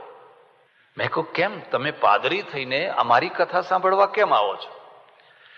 મને કે આ તમારી કથા નથી, આ સૌની કથા છે, આ તો અમારી એ કથા છે. જ્યાં તમે સંપ્રદાયથી છૂટ્યા નહીં કે સૌના થયા નહીં. એટલે મને જૈનો બોલાવે, સ્વામિનારાયણ વાળા બોલાવે, પાદરીઓ બોલાવે, મુસલમાનો બોલાવે, ઘણી વાર મસ્જિદમાં દરગાહમાં જવાનું થાય. શરત એટલી છે કે તમે તમારા કુંડાળામાંથી છૂટી શકો છો તો તમે સૌના છો, અને જ્યાં તમે સૌના થયા નહીં કે સૌ તમારું થયું નહીં. એમને પૂછ્યું તમે શું કામ કરો છો? મને કે મારે ચર્ચ છે અને 240 છોકરાઓ છે મારા ચર્ચમાં. ક્યાંથી લાવ્યા એ છોકરા? મને કે આ રસ્તા ઉપર રખડતા, કોઈએ ફેંકી દીધેલું, કોઈએ ત્યજી દીધેલો કર્ણ, કોઈએ કઈ, અમે બધા ફરી ફરીને વીણી લાવીએ છીએ. એટલે હિન્દુના બાળકો, આપણા જ બાળકો. 120 છોકરીઓ છે અને 120 છોકરા છે, 240 છોકરા રાખો છો, તો એનો ખર્ચો ક્યાંથી પાર પાડો છો? મને કે આ ગંજ બજાર છે ને, વેપારીઓ બહુ સારા માણસો છે. દર રવિવારે હું નીકળું છું, કોઈ ઘઉં આપે છે, કોઈ દાળ આપે છે, કોઈ કંઈ આપે, કોઈ તેલનો ડબ્બો આપે છે. અને 3 વિધવાઓ રાખી છે, એ રોટલા કરી અને આ છોકરાઓને ખવડાવે છે. અને હું એ છોકરાઓને નવડાવું છું, વાળ ઓળું છું, સ્કૂલે મોકલું છું, એમને ભણાવું છું, એમને નોકરીએ વળગાડું, એમને પરણાવું. બસ આ મારું કામ છે. અને મારા મનમાં એક આઘાત લાગે છે, અમે શું કરીએ છીએ? છોકરા હિન્દુઓના, દાતા હિન્દુઓ, ગંજ બજારના વેપારીઓ બધા હિન્દુઓ છે. આ પાદરી છે વીણી વીણીને આવા ફેંકી દીધેલા છોકરા, રખડતા ભટકતા છોકરા લઈ આવી, ઉછેરી, ભણાવી, ગણાવીને માણસ બનાવીને એને જીવન આપે છે. આપણા મંદિરો કેમ આવું નથી કરી શકતા? આશ્રમો તો ઘણા છે. હરિદ્વારમાં 2,500 આશ્રમો છે, 2,500 આશ્રમો. કેટલાક તો 1 કરોડ 2 કરોડની પ્રોપર્ટી વાળા, અને 10,000 મંદિરો છે, 10,000 મંદિરો. અને મંદિરોમાં ખેંચી ચાલે. હું તો હરિદ્વાર રહેલો એટલે હું અંતરંગ બધું જાણું. એમાંય કમિશન ચાલે છે. તમે હરિદ્વારના રેલવે સ્ટેશન ઉપર ઉતરો અને રિક્ષાવાળાને કહો કે ભૈયા અહીં જોવા જેવી કઈ જગ્યાઓ છે, તો એ જ જગ્યાએ લઈ જાય જ્યાં એને કમિશન મળતું હોય. અમે એવા કેટલી જગ્યાઓ જાણીએ છીએ. આ કામ કેમ ના થયું? એટલા માટે ના થયું કે પ્રશ્નો ઉકેલનારું ચિંતન આપણે ન પચાવી શક્યા. વિવેકાનંદને આ વળાંક આપવો પડ્યો, અને એ વળાંક હજુ પૂરેપૂરો બરાબર ઉતર્યો નહીં જીવન. ભગવદ્ ગીતામાં તમે જોશો, એમાં વ્યક્તિના પ્રશ્નો છે, આ બાહ્ય પ્રશ્નો છે. આંતર પ્રશ્નો શું છે? તમને રોટલો મળ્યો, તમને મકાન મળ્યું, તમને જોબ મળી, એ બહારના પ્રશ્નો ઉકલી ગયા. આંતર પ્રશ્નો એથી મોટા છે, એથી ભયંકર છે. જે માણસોને બાહ્ય પ્રશ્નો ઉકેલાયા નથી એ સુખી છે, કારણ કે એમનું મન એમાં ને એમાં લાગેલું રહે છે. ક્યાં જવું જોબ મળે, ક્યાં જવું જોબ મળે. સવારે નીકળે અને બધે ફરે. મારો ઓળખીતો એક છોકરો અહીં આવેલો, મને વાત કરે કે મારી પાસે ગ્રીન કાર્ડ નહીં, કોઈ આધાર નહીં, અને હું ફેક્ટરીએ ફરું. એટલે પહેલો જ પ્રશ્ન પૂછે કે તારી પાસે ગ્રીન કાર્ડ છે? એટલે હું ફટ દઈને આમ હા હાથ નાખું ગજવામાં, અને મને ખબર છે કે અંદર કશું નથી. અને પછી હા સોરી એમ કે આજ ભૂલી ગયો છું. એને એમ નાખું કે મારી પાસે નથી એમ. પણ એમ કરતા કરતા એક જગ્યા એવી મળી કે વગર ગ્રીન કાર્ડે જોબ મળી ગઈ. અને પછી તો ચાલતા આજે તો બહુ મોટો સુખી થઈ ગયો. બહુ થઈ ગયો. તો જ્યાં સુધી એને જોબ નથી મળી ત્યાં સુધી એના મગજમાં એક જ વિચારો, જોબ મળે, કોઈ રૂમ મળી જાય, કોઈ જગ્યાએ રહેવાનું મળી જાય. મન પ્રશ્નોમાં ગૂંચવાયેલું રહે છે. હવે તમને જોબ મળી, બંગલો મળ્યો, ગાડી મળી, ફલાણું મળ્યું, હવે તમારું મન ક્યાં ગૂંચવાય છે? હવે આંતરિક પ્રશ્નોની અંદર. અને આંતરિક પ્રશ્નો શું છે? વાસનાના પ્રશ્નો. તમને જંપીને બેસવા નહીં દે. એવું નથી કે આ બધું મળ્યું એટલે તમને બધું શાંત થઈ ગયું, હવે નવા ફણગા ફૂટ્યા કરશે. ગાંધીજી જયારે ગીતાનું અધ્યયન કરવા માંડ્યા, એમણે એવું કરેલું કે એમને ટાઈમ ના મળે એટલે બ્રશ કરતા કરતા 2 શ્લોકો સામે લખીને રાખે અને 2 શ્લોકો રોજ યાદ કરી નાખે. રોજ 2 શ્લોકો બ્રશ કરતા જાય અને એ શ્લોકો ગોખતા જાય. એમ કરતા કરતા એમણે 11-12 અધ્યાય સુધી, 13 અધ્યાય સુધી યાદ કરી દીધેલી ગીતા. અને એમાં એમણે લખ્યું છે કે સૌથી વધુમાં વધુ મને પ્રેરણા કયા શ્લોકોએ આપી? આ બીજા અધ્યાયના 2 શ્લોકો. ધ્યાયતો વિષયાન પુંસઃ સંગસ્તેષુપજાયતે સંગાત સંજાયતે કામઃ કામાત ક્રોધોભિજાયતે ક્રોધાત ભવતિ सम्मोह सम्मोहात् સ્મૃતિ વિભ્રમ સ્મૃતિ ભ્રંશાદ બુદ્ધિનાશો બુદ્ધિનાશાત પ્રણશ્યતે. આ તો મારા જ પ્રશ્નો ગીતાએ મૂકી દીધા. આ તો મારા અંદરની જ વાત મૂકી દીધી. પહેલા શબ્દાર્થ કહીશ એટલે તમને ખ્યાલ આવે. હે અર્જુન, જો સાંભળ. ધ્યાયતો વિષયાન પુંસઃ. કારણ કે હવે બાહ્ય પ્રશ્નો કઈ મગજને હેરાન નથી કરતા, ઉકલી ગયા છે. એટલે હવે મગજ છે ને એ અંતરના પ્રશ્નો ઉપર પાછું વળી ગયું છે. એટલે શું ચિંતન કરે છે? સતત વાસનાનું ચિંતન કરે છે. ધ્યાયતો વિષયાન પુંસઃ સંગસ્તેષુપજાયતે. મને આ ઘડિયાળ મળે, મને આ ઘડિયાળ મળે, મને આ ઘડિયાળ મળે, મને આ ઘડિયાળ મળે. પછી કોઈ દિવસે આ ઘડિયાળનો સંગ થયો.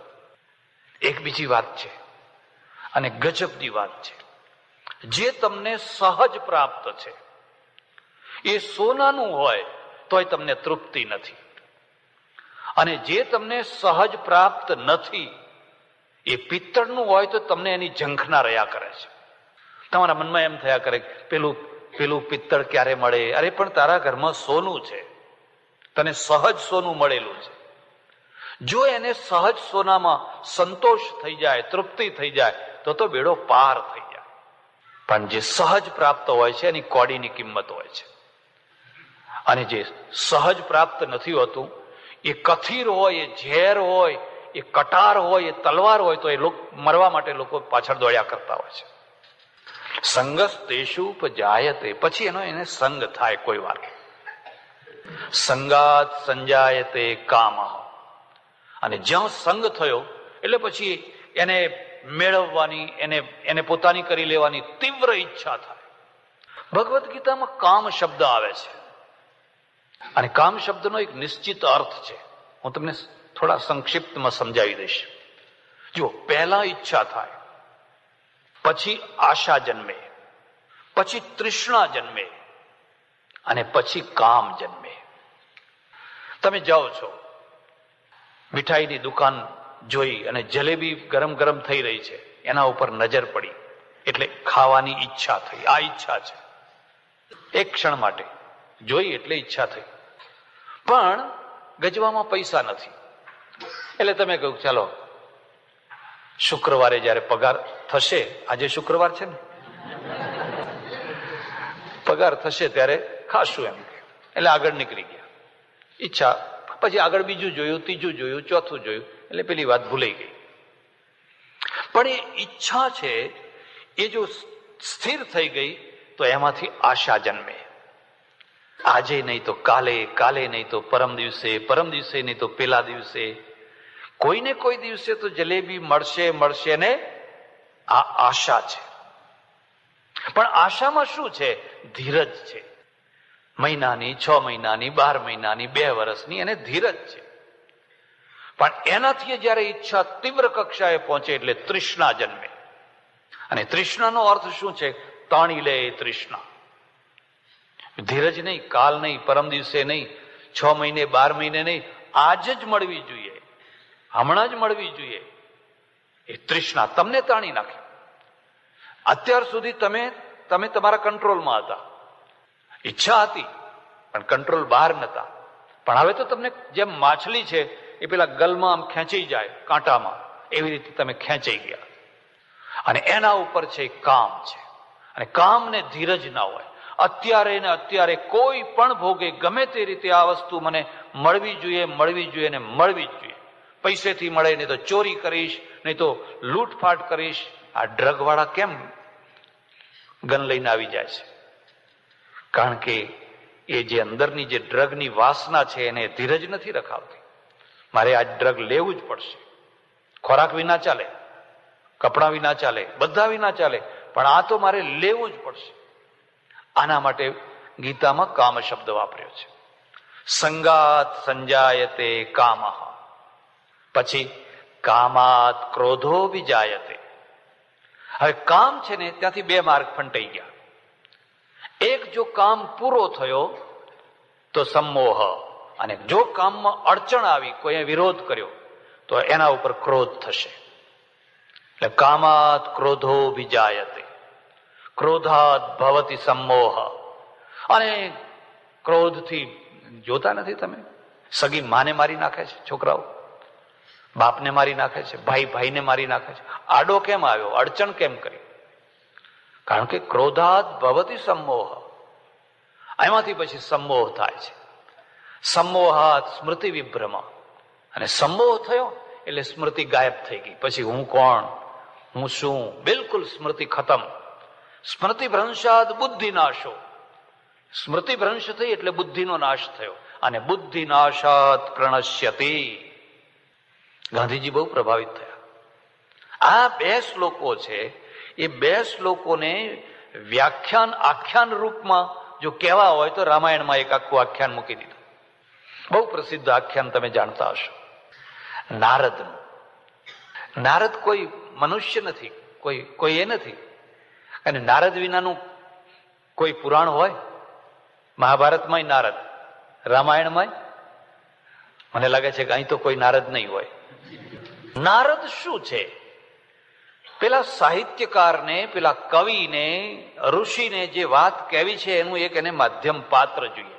એને એક દુર્વાસા જોઈએ, એક નારદ જોઈએ, એક વશિષ્ઠ જોઈએ, એક વિશ્વામિત્ર જોઈએ. આના બધા સનાતન પાત્રો છે. નારદ છે ને, એ નારદે બહુ તપ કર્યું, બહુ તપ કર્યું. તપ કર્યું ને તપ કર્યું એટલે એની સિદ્ધિ પ્રાપ્ત થઈ. સિદ્ધિ પ્રાપ્ત થઈ એટલે ઇન્દ્રનું સિંહાસન ડોલ્યું. આ આપણા ત્યાં માન્યતા છે, કોઈ પણ તપ કરો અને સિદ્ધિ પ્રાપ્ત થવાની હોય એટલે ઇન્દ્રનું સિંહાસન, ખુરશી. અત્યારે કેટલી ખુરશીઓ ડોલી રહી છે. એટલે ઇન્દ્રે કહ્યું કે કોઈ પણ ભોગે આનું તપ ભંગ કરો, નહીં તો આ મારી ખુરશી પડાવી લેશે. એટલે એના તપને ભંગ કરવા માટે અપ્સરાઓ મોકલવામાં આવી. પણ નારદ ડગ્યા નહીં, વિચલિત ન થયા. તુલસીદાસજીએ બહુ સુંદર વાત લખેલી છે. અમારી તો એક બીજી માન્યતા છે, તપ જ્ઞાન, આ બંનેનું કવચ ભક્તિ છે. નહીં તો તપનો અહંકાર થાય, જ્ઞાનનો અહંકાર થાય. પણ ભક્તિ છે ને એ બેયને પુનિત કરે, તપને પુનિત કરે, જ્ઞાનને પુનિત કરે. પંડિતો ઘણા હોય, પણ ભક્તિ હોય એટલે કોરા પંડિતો હોય, સંત ના થઈ શકે. પણ જો પંડિત હોય અને સાથે ભક્તિ હોય તો એ સંત થઈ જાય, સોનામાં સુગંધ પડી જાય. તપસ્વી હોય, તમે તપસ્વીને જોજો ને, લાલ આંખો વાળા, બસ ચકલી બના દૂંગા, ચકલી બના દૂંગા. જયારે જુઓ ત્યારે શ્રાપ આપવા જ તૈયાર હોય. પણ જો એમાં ભક્તિ ભળે ને, બસ એકદમ નમ્રતા આવી જાય. તુલસીદાસે લખ્યું છે કે જેના ઉપર ભગવાનનો હાથ હોય એનો કોઈ વાળ વાંકો કરી શકે ખરો? બધા હારી થાકીને બધા પાછા ગયા. કામદેવ આવ્યો, રતિ આવી, બધા પાછા ગયા. અને પાછા ગયા પછી છે ને એ નારદની અંદર એક ભૂત ઉભું થયું કે હું જીત્યો, હું જીત્યો, હું જીત્યો. સફળતાને પચાવવી બહુ કઠિન છે, અને નિષ્ફળતાના પછડાટને સહન કરી લેવો એ બહુ કઠિન. ને તમે ઈચ્છો કે ન ઈચ્છો, જિંદગીમાં ઘણી નિષ્ફળતાના પછડાટ મળવાના જ, પછડાવાના, હાડકાં ખોખરા થઈ જાય, અને કેટલીક સફળતાઓ મળે અને ઘણી સફળતાઓ મળે, પણ બેયને પચાવી શકે ક્યારે? ભગવદ્ ગીતા એનું બેલેન્સ બતાવે, એ બેલેન્સ પ્રમાણે રહેતો. એટલે આ સીધા હતા ને એ શંકર પાસે ગયા. મહાદેવ બિચારા સ્મશાનમાં બેઠેલા, અને જઈને કહ્યું, મહાદેવ કઈ પેપર બેપર વાંચો છો કે નહીં? ટીવી બીવી જોવો છો કે નહીં? કે ના ભાઈ, અમારે તો પેપરે નથી આવતું અને ટીવી નથી, અહીં સ્મશાનમાં શું હોય વ્યવસ્થા? ત્યારે તમને શું ખબર છે? કેમ? નવા સમાચાર તમને કહેવા આવ્યો છું. એ શું કહો? આપણે કામદેવને જીત્યા. એમ કે તમે એકલા જ નહીં, મહાદેવ જીતેલા ને, ત્રીજું આંખ નેત્ર ખોલીને, તમે એકલા જ નહીં, આપણે પણ તમારા જેવા જ. એમ કે હું એ જીત્યો છું. માણસ પોતાની સિદ્ધિઓ પોતાની મેળે બોલતો થઈ જાય. જો એ સિદ્ધિઓને પચાવી ન શક્યો હોય તો. અમારે ત્યાં લખ્યું છે કે સ્વપ્રશંસાંગ પ્રકુર્વાણો, પોતાની પ્રશંસા કરનારો માણસ શક્રોપી સ્વાનાયતે. શક્ર એટલે ઇન્દ્ર હોય ને, તો ઇન્દ્ર પણ કૂતરા જેવો લાગે. તમારી સિદ્ધિઓ તમારે બોલવાની જરૂર નથી, લોકો બોલશે, પણ પચાવી શકો તો ને. એક સજ્જનના ત્યાં જમવા જવાનું થયું, જમવા બેઠા. હવે આપણે તો નીચું ખાલીને જમ્યા કરીએ બેઠા બેઠા. મને કે મહારાજ ચોખ્ખું ઘી છે. હા, હારું હારું. ચોખ્ખા ઘીનો મોહનથાળ બનાવ્યો છે. એટલે આપણે, મેં કહ્યું હારું હારું. પછી વળી પાછું થોડી વાર થયું, મને કે કેસર નાખ્યું છે. મેં કહ્યું હારું હારું હારું. હવે એની ઈચ્છા એમ છે કે હું આ બધું કહું એમને, કે આમાં શું નાખ્યું છે ને કેવું છે ને કેટલું છે ને ફલાણું છે ને ફલાણું છે. અરે તું નહીં બોલે તો જમનાર જો ડોબું નહીં હોય તો એને ખબર પડવાની જ છે, એને તો ખબર પડવાની જ છે કે આ શું છે. મહાદેવ છે ને બહુ ભલા માણસ. એને કહ્યું, જો નારદ, સારું થયું, તમે કામને જીત્યો, બહુ સારું કર્યું, પણ એક કામ કરજો, જે વાત મને કરીને એ કદી વિષ્ણુને ના કરશો. મહાદેવ તો બધું સાંભળી લે, વિષ્ણુના આગળ એ વાત કદી તમે ના કરશો. એ નારદને આ વાત ના ગમી. નારદને શું કે આ માણસ મારી પ્રસિદ્ધિ થવા દેવા માંગતો, એટલે સીધા વિષ્ણુ પાસે પહોંચી ગયા. જ્યાં ના પડી હતી ને ત્યાં જ પહોંચી ગયા. એક બીજી વાત તમે યાદ રાખજો, જિંદગીમાં નકાર છે ને એ બહુ મોટો હકાર છે. કદી પણ નકાર છે ને દર્શન ના બનાવશો, નહીં તો એ હકાર થઈ જશે. હા, નકારની ઉપેક્ષા કરજો. મારે આશ્રમમાં અમે બેઠેલા, તો અમારા એક ઓળખીતા સાધુ, એક સંપ્રદાયના, ઘણી વાર આશ્રમમાં આવે, અંતરંગ માણસ, ખૂબ પ્રેમથી વાતો કરીએ, બેઠા હતા. દૂર પણ દૂર એક ડોશી દવા લેવા આવી, 75-80 વર્ષની. એટલે એમણે આમ મોઢું ફેરવી દીધું. એટલે પેલા માજીને કીધું, તમે ત્યાં જ બેસો, પછી હું તમને બોલાવું ત્યારે આવજો. મેં અમારા પેલા મિત્ર હતા ને એમને મેં કહ્યું, તમે મોઢું કેમ ફેરવ્યું? મને કે મોઢું ના જોવાય. મેં કહ્યું, હા બરાબર છે. હવે હું તમને પૂછું પ્રશ્ન, સાચો જવાબ આપવો હોય તો આપજો, ઉઠાના ભણાવશો મને. એટલે હવે વકીલના આગળ તો વાત ખુલ્લી કરે કે ના? મને કે પૂછો. મેં કહ્યું, આમ મોઢું ફેરવી લેવાથી અંતરમાંથી મોઢું ફરી જાય છે? મને કે સાચું કહું? મને કે કહો. મને કે અંતર તો બધું એ જ દેખાય છે, અંતરમાં તો બધું એ જ દેખાય છે, તો પછી તમે મોઢું શા માટે ફેરવો છો? મને કે આ તો અમારી ગુડવિલ છે, જો આ ના ફેરવીએ તો કોડી ના થઈ જઈએ, તો અમે અમારા ભક્તો આગળ કોડી ના થઈ જઈએ. એટલે અમારા માટે નહીં, ભક્તોને સંતોષ આપવા માટે અમારે આ કરવું પડે છે. કોઈ પ્રશ્ન ઉકેલાતો નથી. નકાર એ બહુ મોટો હકાર. તમે બધા બેઠા છો ને, હું હમણાં એમ તમને કહું, ખબરદાર પાછળ ના જોશો શું થઈ રહ્યું છે, એટલે તરત જ ઈચ્છા થાય જરા જોવાનું શું થાય છે. આમ તમને કઈ ઈચ્છા નહીં થાય, આમ બિલકુલ પાછળ જોવાનું મન નહીં થાય. પણ જ્યાં મેં ના પાડી નહીં કે તમને એમ થશે કે મહારાજ આ દોડ જોઈ લો ને શું છે પાછળ, કદી પણ એટલે તમને જોજો, ભગવદ્ ગીતા છે ને એ કદી નકારાત્મક દર્શન ઉપર નથી ચાલતી. નકારાત્મક દર્શન ઉપર ચાલ્યું હોત તો એ નિર્માણ ના કરી શક્યું હોત. નારદને નકાર મળ્યો કે વધે જજો, વિષ્ણુ પાસે ના જશો. અરે વિષ્ણુ પાસે તો ખાસ જવાનું છે, વિષ્ણુને તો આ સમાચાર આપવાના જ. અને લક્ષ્મી ને વિષ્ણુ ભગવાન ઈંડોળા ખાટ ઉપર ઝૂલી રહ્યા છે. જો આ સકારાત્મક દર્શન છે. હંમેશા વિષ્ણુની બાજુમાં લક્ષ્મી છે અને લક્ષ્મીની બાજુમાં વિષ્ણુ છે, અને છતાં ત્રૈલોકી નાથ છે. નારદ આવ્યા, પગલાથી જ ઓળખી ગયા વિષ્ણુ. પગલા કેવા પડે છે. આવો આવો આવો નારદ, આવો આવો આવો આવો. કેમ આવ્યા, કેમ આવ્યા? મહારાજ, એક સમાચાર આપવા આવ્યો છું. એ શું? પેલા મહાદેવ છે ને, એમ સમજીને બેઠા હતા કે હું જ જીતનારો છું, મારા સિવાય કોઈ નથી, આપણે જીત્યા એમ કે. આપણે કઈ મહાદેવથી ઉતરતા. વિષ્ણુ સમજી ગયા કે હવે આ માણસનું પતન થશે, કારણ કે સિદ્ધિને પચાવી નથી શકતો, પૈસાને પચાવી નથી શકતો. આ માણસનું પતન થશે. એને કહ્યું, ભલે નારદ, બહુ સારી વાત છે, તમે આટલી મોટી સિદ્ધિ મેળવી, બહુ સારી વાત કહેવાય, કારણ કે કઈ કામકાજ હોય તો કહેજો. કે હા મહારાજ, કામ હશે તો કહીશું, જરૂર કહીશ. નારદ વિદાય થયા, આગળ ગયા. ચાલ્યા ચાલ્યા ચાલ્યા ચાલ્યા ચાલ્યા ચાલ્યા, એક નગર આવ્યું, અને નગરનો દરવાજો, અને દરવાજાના ઓટલા ઉપર 6 ફૂટનું એક ચિત્ર, રાજકુમારી, રૂપ રૂપનો અંબાર, અને એના નીચે લખેલું, ફલાણી તારીખે સ્વયંવર થશે, મૂર્તિયાઓએ હાજર થવું, એવું નીચે લખેલું.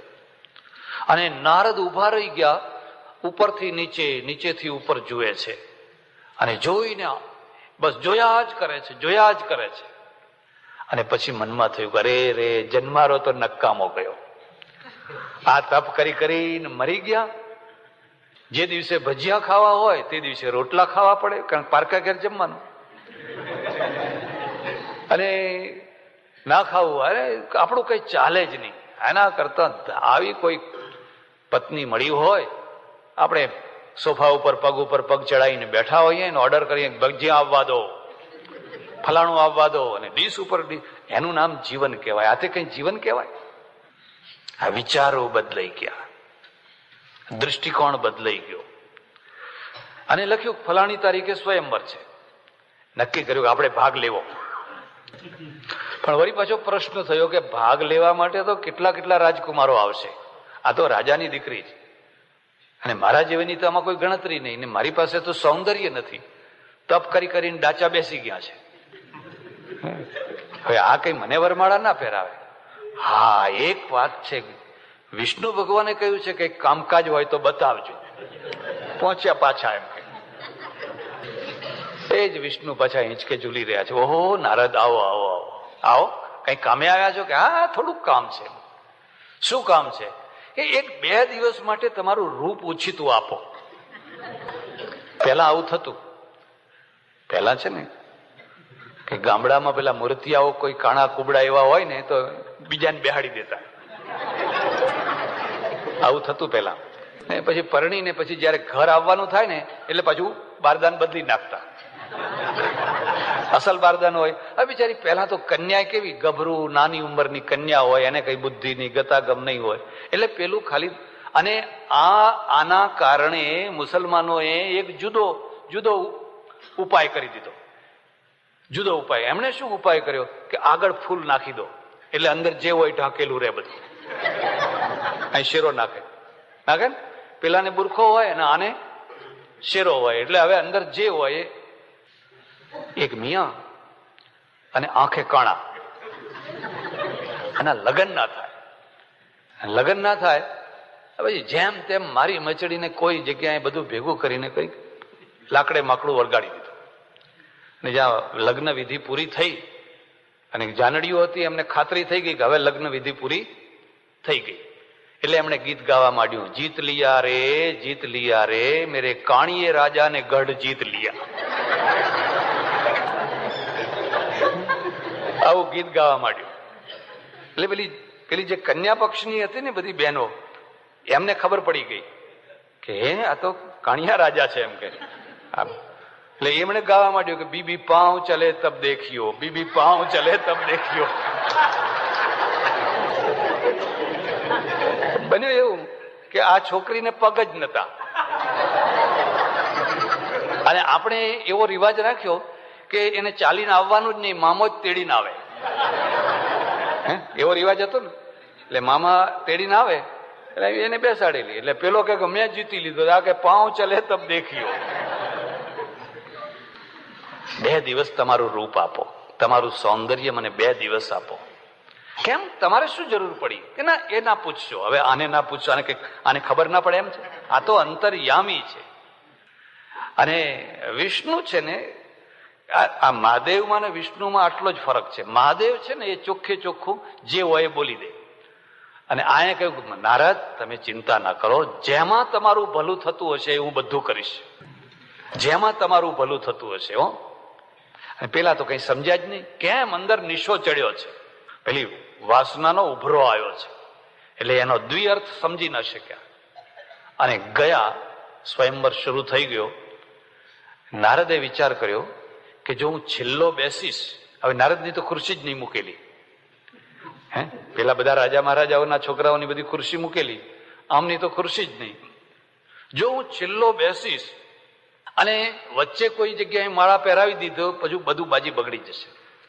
એટલે એમ કરવા દે, સૌથી પહેલો જવા દે એમ કે, એટલે એને આગળ જવું જ ન પડે. જ્યાંથી રાજકુમારી નીકળવાની એ દરવાજાના આગળ જ જઈને ભાઈ ઉભા થઈ ગયા. ઓહો હો, આ વ્યાખ્યા છે, આ ભગવદ્ ગીતાના 2 શ્લોકોની વ્યાખ્યા છે. રાજકુમારી નીકળી, નારદ સામું જોયું જ નહીં, સડસડાટ આગળ, આ ફલાણા રાજા, ફલાણા રાજા, ફલાણા રાજા. નારદે કહ્યું કે આ તો બધી બાજી બગડી ગઈ, હવે પાછા વળો એમ કે. તો જ્યાં એ આવવાની હોય ને તો 2 રાજાના વચ્ચે માથું કાઢે, આમ 2ના વચ્ચે કાઢે, પણ પેલી ધ્યાન જ ના આપે, આગળ ને આગળ જ જયા કરે. અને ઠેઠ સુધી આ નાટક કરતા કરતા નારદ ગયા, પણ માળા ના પહેરાવી. છેલ્લે જઈને જુએ છે તો વિષ્ણુ ભગવાન ઉભા છે, અને આ કુંવરીએ એ વિષ્ણુ ભગવાનને માળા પહેરાવી ગરુડ ઉપર બેસાડીને સડસડાટ ગરુડ ઉડાડી મૂક્યું. અને આ નારદ હાથ ઘસતા રહી. હા, વિષ્ણુ મારું આટલું કામ, આખી જિંદગી મેં એનું ભજન કર્યું, અને મારી એક આટલી ઈચ્છા પૂરી ના થવા દીધી. અને ધુઆ ફુઆ સંગાત સંજાયતે કામઃ કામાત ક્રોધો વિજાયતે. જો હમણાં નારદ કામના પીરિયડમાં ચાલી રહ્યા હતા, હવે ક્રોધના પીરિયડમાં. ધુઆ ફુઆ. કોના ઉપર ક્રોધ ચડ્યો છે? પોતાના સ્વામી ઉપર, પોતાના ભગવાન ઉપર. હવે આ રસ્તામાં પેલા વિષ્ણુ મળી ગયા, અને પેલી કુંવરીએ માળા પહેરેલી ને આમણે પહેરેલી, બે ઉભેલા, અને આ ક્રોધમાં ને ક્રોધમાં. મારું આટલું કામ ના થવા દીધું, તમે જ આડા આવ્યા એમ કે. તમારા ઘરમાં આટલી તો લક્ષ્મીઓ પડી હતી, હવે 1 લક્ષ્મી મને લેવા દીધી હોત તો તમારું શું બગડી જવાનું હતું? બસ શ્રાપ આપી દીધો. વિષ્ણુ હસી રહ્યા છે. ત્યાં તો પેલા 2 ગણ હતા ને, એમણે ના ખડખડાટ હસ્યા. એટલે પેલા નારદે પાછું જોયું, કેમ હસો છો? કે નહીં મહારાજ, કઈ નહીં. અમારે તો એટલું જ કહેવાનું છે કે પેલા કુંડમાં તમારો ચહેરો જોઈ આવો, પાણીનો કુંડ, અને એમાં આમ નારદે ચહેરો જોવા ડોકિયું કર્યું તો વાંદરું દેખાણું. આમ જોયું કે વાંદરું ક્યાંથી આવ્યું? એટલે પેલા વધારે હસ્યા. અને પછી નારદને ખબર પડી કે વિષ્ણુએ મને વાંદરાનું રૂપ આપ્યું હતું. પોતાનું રૂપ આપવાની જગ્યાએ વાંદરાનું રૂપ આપ્યું હતું.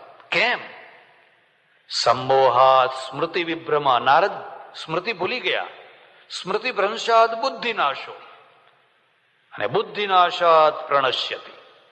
પણ અહીંયા એક ભગવદ્ ગીતા એક વાક્ય આગળ સુધારી લીધું. નમે ભક્ત પ્રણશ્યતિ.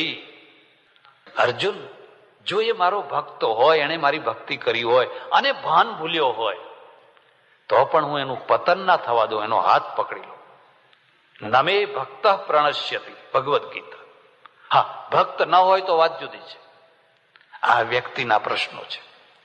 એવું નથી કે તમે બંગલો બાંધી દીધો, તમે ફલાણું કરી દીધું એટલે હવે જીવનના બધા પ્રશ્નો ઉકલી ગયા. મોટા ઘરોની અંદર જે હોળીઓ સળગે છે, તમને ખબર છે 1-2 વર્ષ પહેલા એક બહુ મોટો પૈસાદાર માણસ, એનો છોકરો મોરિશિયસમાં જઈને બળી મર્યો હતો. અબજોપતિ હિન્દુજા, એનો છોકરો. કેટલા મોટા પ્રશ્નો. એક બીજા અબજોપતિ, બહુ ધાર્મિક, બહુ સારું, એના ઘરમાં એટલા મોટા ભયંકર પ્રશ્નો થઈ ગયેલા. આખું ઘર છે ને નર્વસ થઈ ગયું. ના કોઈને ખાવાનું ભાવે, ના કોઈને ઊંઘવાનું ભાવે, ના કોઈને કંઈ ભાવે, ના કોઈને કંઈ ભાવે.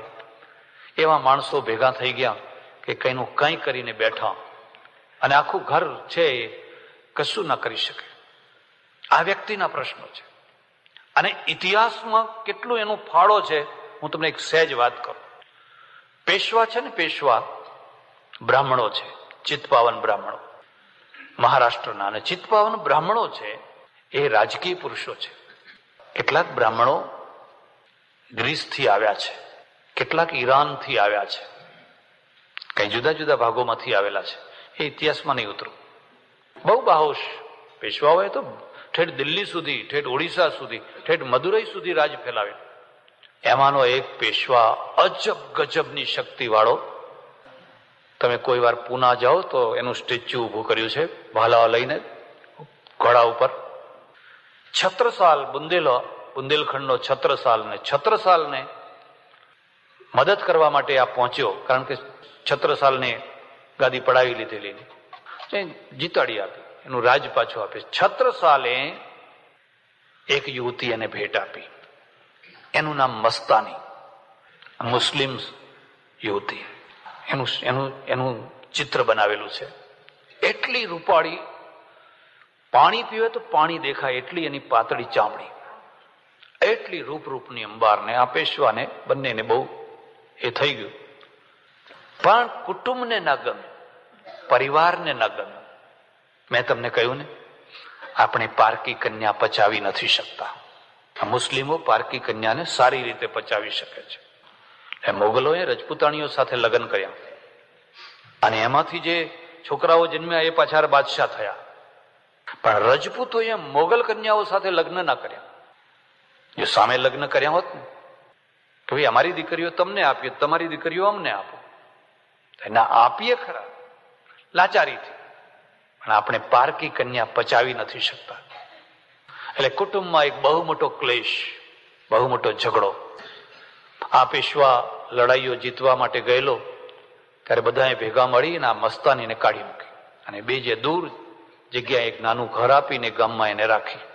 એને 2 છોકરા થયેલા, અને 2 છોકરાને પેશવાએ જનોઈ આપવા માંગેલી, બ્રાહ્મણોએ જનોઈ નહીં આપેલી, પચાવી નથી શકતા.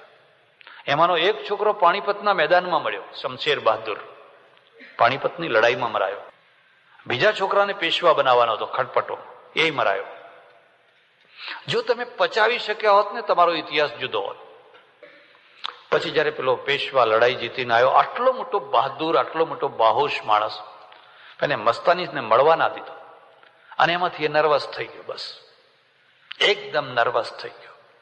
આજકાલ એક બહુ મોટો રોગ છે, અને એ રોગ શું છે કે એકદમ ડાઉન થઈ જવું, કઈ મન જ ના લાગે, કશું સંસાર અસાર થઈ જાય.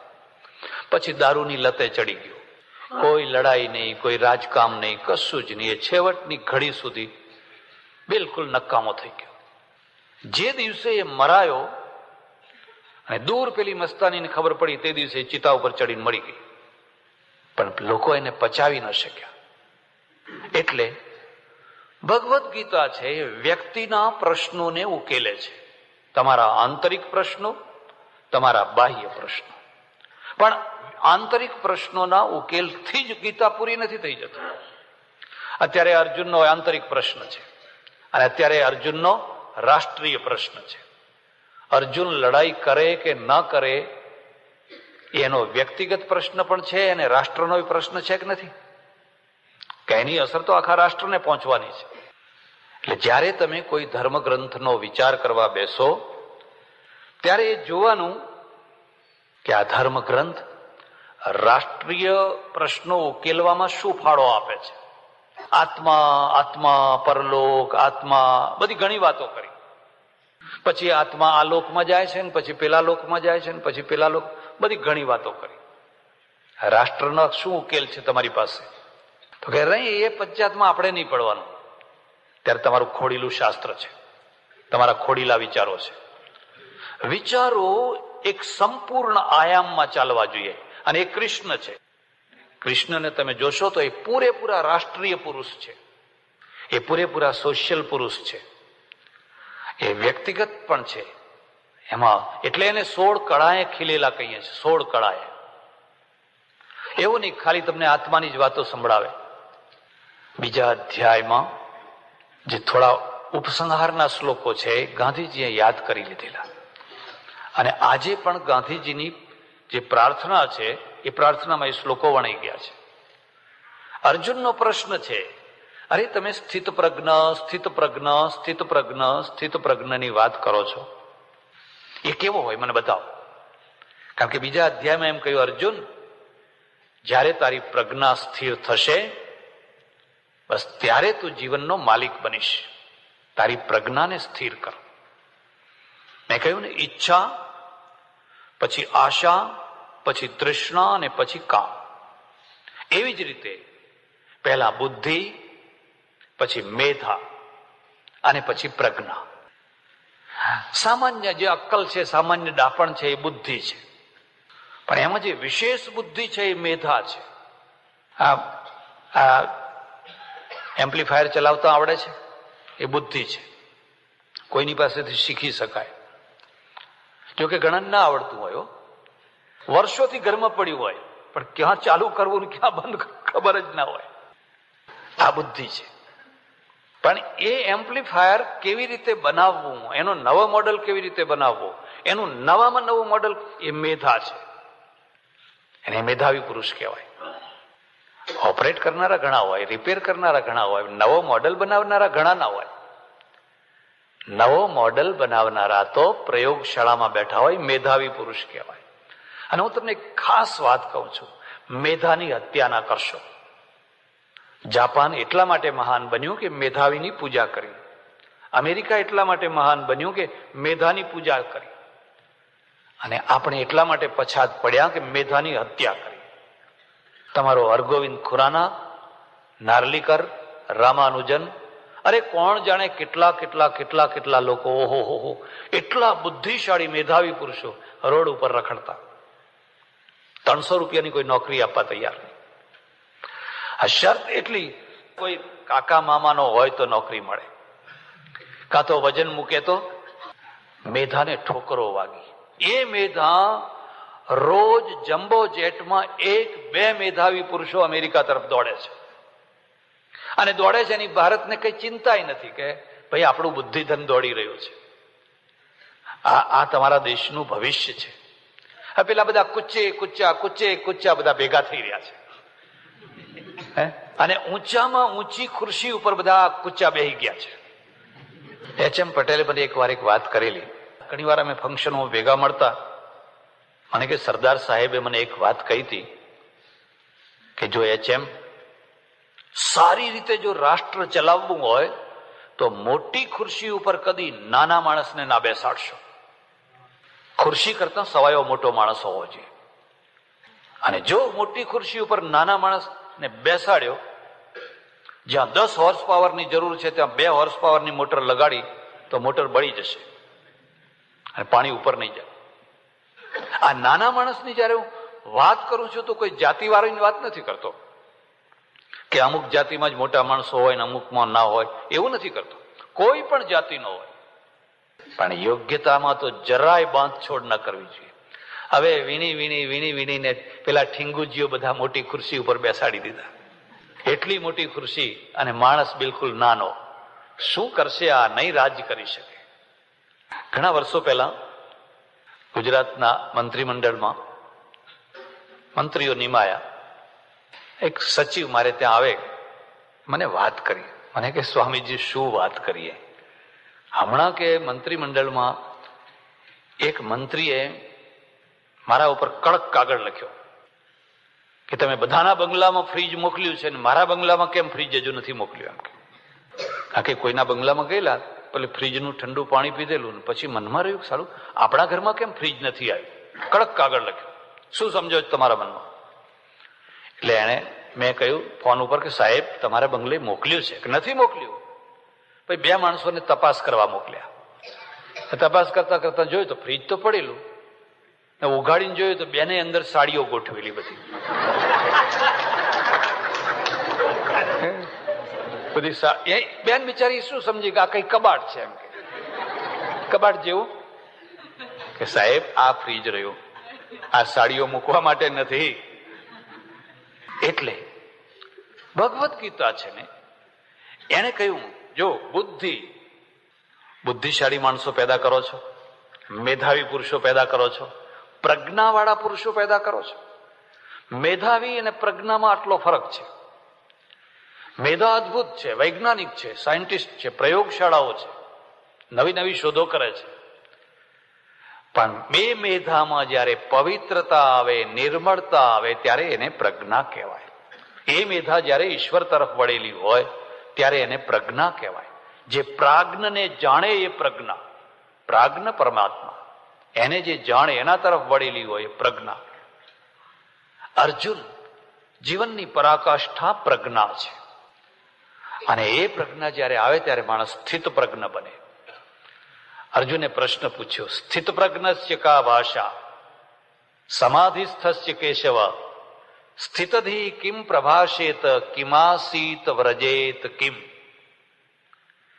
4-5 પ્રશ્નો છે. એની વાણી કેવી હોય, એ બેસે કેવું, એ ઉઠે કેવું, એ ચાલે કેવું. અને અહીંથી પછી ગીતાએ સ્થિત પ્રજ્ઞાના લક્ષણો સ્વર કહ્યા. પ્રજહાતિ યદા કામાન સર્વાન પાર્થ મનોગતાન આત્મન્યેવાત્મના તુષ્ટ સ્થિત પ્રજ્ઞસ્તદુચ્યતે. તમે શ્લોકો વાંચી જજો, તમને બહુ શાંતિ મળશે. હે પાર્થ, યદા મનોગતાન કામાન પ્રજહાતિ, મનની અંદર રહેલી જે ઝીણી ઝીણી મોટી મોટી નાની મોટી વિચિત્ર વિચિત્ર પ્રકારની વાસનાઓ, કામનાઓ, બસ કોઈ વસ્તુ જોઈ મને આ જોઈએ, કોઈનું કંઈક સારું કપડું જોયું તો મને આ જોઈએ, કોઈની બોલ પેન જોઈ તો મને આ જોઈએ, કંઈક નજરે પડવું જોઈએ, બસ. પણ પ્રજહાતિ યદા કામાન સર્વાન પાર્થ મનોગતાન, પછી આત્મન્યેવાત્મના તુષ્ટ, પોતે પોતાના અંદર જ સંતુષ્ટ છે, તૃપ્ત છે. સ્થિત પ્રજ્ઞસ્તદોચ્યતે, કોણ તમને હલાવી નાખે છે, કોણ તમને ચંચળ બનાવી મૂકે છે? આ જોઈએ મારે, આ જોઈએ મારે, આ જોઈએ મારે, આ જોઈએ મારે, આ જોઈએ, હલાવી નાખ્યા. અને જ્યાં તમારા અંદર એમ થયું ચારે તરફ ઢગલો છે, આત્મન્યેવાત્મના તુષ્ટ સ્થિત પ્રજ્ઞસ્ય તદોચ્યતે. દુઃખેષ્વનુદ્વિગ્ન મના સુખેષુ વિગત સ્પૃહ વીત રાગ ભય ક્રોધ સ્થિતધીર મુનિરુચ્યતે. અર્જુન, દુઃખેષ્વનુદ્વિગ્ન મના, દુઃખ આવી પડ્યું તો કોઈ ઉદ્વેગ નથી થતો. બસ અહીં તો ઠીક છે, ખારું છે, તમે નસીબદાર છો, તમારે કોઈને કામવાળીઓ નથી. હે ને આ દેશમાં તો મોટા ભાગે સવારના પોરમાં સુખી ઘરના ની ગૃહિણીઓને પહેલી જ રોકકડ કામવાળીઓની હોય. આજ કામવાળી ના આવી, આજ કામવાળી ના આવી, અહીં તો કામવાળી રાખો નહીં હતો. કેમ? વાત સમજવા જેવી છે. 2 સૂત્રો છે, ગરીબી હટાવો એક સૂત્ર, અમીરી વધારો બીજું સૂત્ર. ભારતમાં ગરીબી હટાવોનું સૂત્ર આવ્યું. અહીંયા અમેરિકામાં શું આવ્યું? અમીરી વધારો. અને જ્યાં અમીરી વધે એટલે નીચેનો વર્ગ ખતમ થતો જાય, નીચેનો વર્ગ ઉપરના વર્ગમાં કન્વર્ટ થતો જાય. માનો કે અલામો છે, 10-12 હજાર માણસની વસ્તી છે, એમાં રસોયા કેટલા, ડ્રાઈવરો કેટલા, કામવાળીઓ કેટલી, ફલાણા કેટલા? કોઈ નહીં. નીચેનો વર્ગ સમાપ્ત થઈ ગયો. ક્યાં ગયો? ઉપર આવી ગયો, ઉપર આવી ગયો. એટલે હવે તમે કોઈને કામવાળી ના રાખ, કાને કામવાળી રાખી શકો, રાખો તો પછી તમારે જ કામવાળી થઈ જવું પડે. અમીરી વધી એટલા માટે. જો એ અમીરી ના વધી હોત તો પછી રખડતી કેટલીય કામવાળીઓ હોત, કેટલાય ધોબીઓ હોત, કેટલાય ફલાણા હોત. સાહેબ તમારા 2 કપડા આપો ને, સાહેબ બૂટ પોલિશ કરી આપું તમારું, આગળ જા, આગળ જા. નહીં સાહેબ, સાહેબ એમ કેમ? જ્યાં અમીરી વધી નહીં, ગરીબી આપોઆપ સમાપ્ત થઈ નહીં. આ અમેરિકાનું સૂત્ર છે. રશિયાએ શું કર્યું કે અમીરીનો નાશ કરો, અમીરીને ખતમ કરો. એટલે અમીરી ખતમ કરી, રશિયા ખતમ થઈ ગયું. ઉપરનો વર્ગ છે એ રોજીઓ પેદા કરે છે, અને ઉપરનો વર્ગ ખતમ કરો તો રોજીઓ ખતમ થઈ જાય. રોજી ઉપરથી આવે છે, નીચેથી નથી આવતી.